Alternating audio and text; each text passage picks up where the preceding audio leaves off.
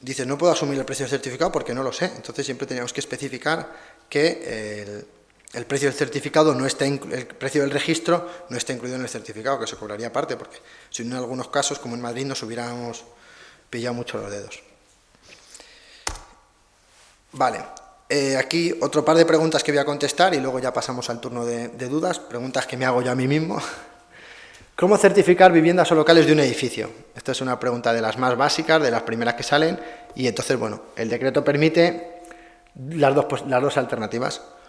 O una certificación única de todo el edificio y que esa certificación aplique a todos y cada uno de los inmuebles de ese edificio, ya sean pisos o locales. O la certificación de una o varias viviendas o locales representativos del mismo con las mismas características energéticas. Luego explicaremos un poco en qué consiste esto. El decreto, digamos, que da mucha libertad de cátedra, por así decirlo, al técnico certificador. Si el técnico certificador asume que en un determinado edificio dice, bueno, pues los de las plantas 1, 2 y 3 son energéticamente similares, los de orientación sur, y hago por muestreo 1 y la calificación que obtienes tal, la aplico a todos esos. Los de orientación norte.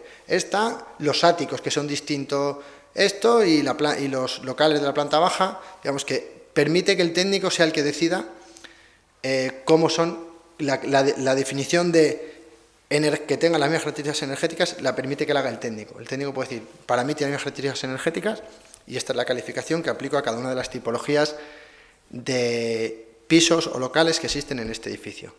O, por otro lado, lo más habitual, sobre todo cuando hay un cierto volumen, es certificar todo el edificio y esa calificación aplicarse a todos y cada uno de los locales y pisos. Vale, otra pregunta habitual, otro problema importante. ¿Cómo certificar los locales en bruto de un edificio?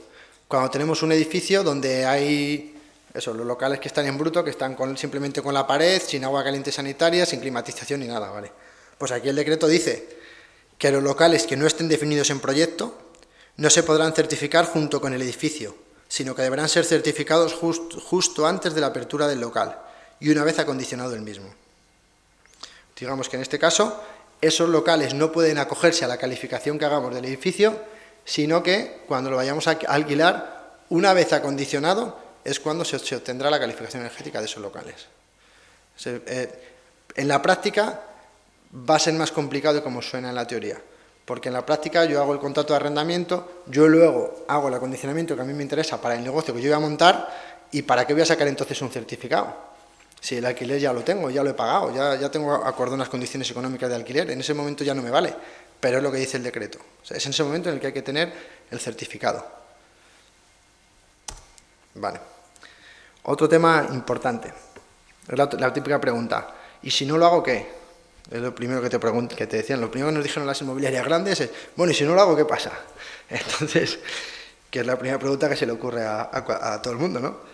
Pues el decreto no establece un régimen sancionador específico, sino que para el tema sancionador, remite a la Ley General de Defensa de los Consumidores y Usuarios.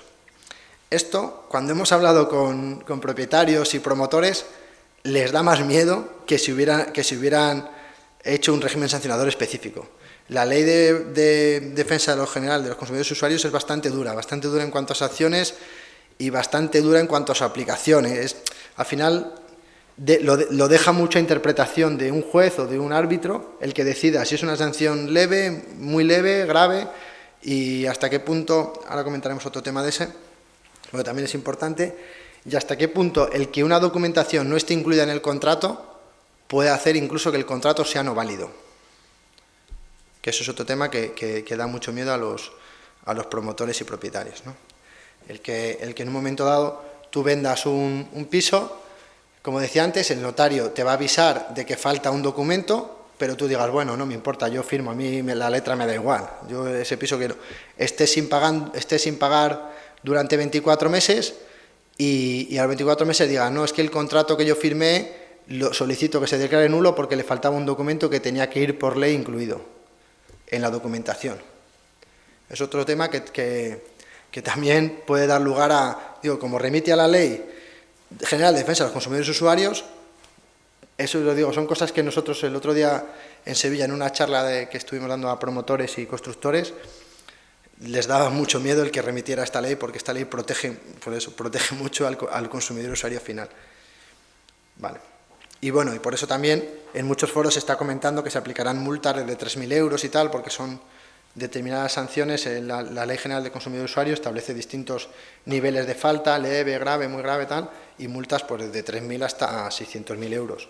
O sea que por eso, al principio, cuando remite a esta ley, da un poco de miedo el no cumplirlo. Y bueno, luego hay otra serie de preguntas que lanzo ahí, que yo entiendo que la mayoría de ellas ya las deberéis saber responder con los que hemos explicado, y yo creo que vamos a pasar al turno de preguntas. Paso ya ahí con Xavier y comentamos el turno de debate.